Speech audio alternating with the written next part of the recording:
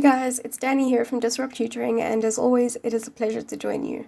In this video, we're going to do a question from the November 2018 Grade 12 Physical Sciences Paper 2. This question deals with the redox reaction involved in the corrosion of iron, which takes place in the presence of oxygen and water. Rusting is the corrosion of iron, leading to the formation of iron 3 ions. The first question asks us to define oxidation in terms of electron transfer. So when you think of oxidation, you know that it means a loss of electrons. So when a substance is oxidized, it loses electrons.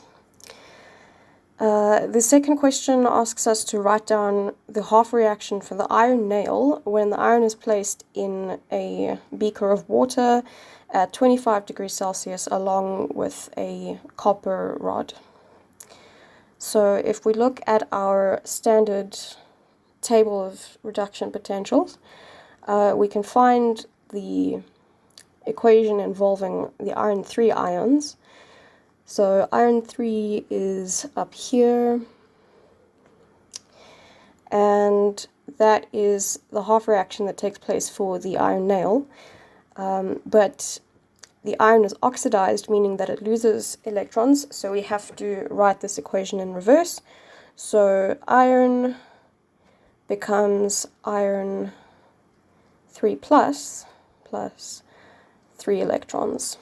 So that is the oxidation half reaction. The next question asks us if iron acts as a reducing agent or oxidizing agent in the beaker.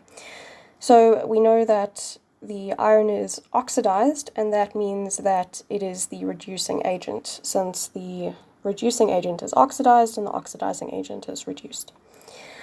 The last question asks us to explain the above observation by referring to the table of standard reduction potentials.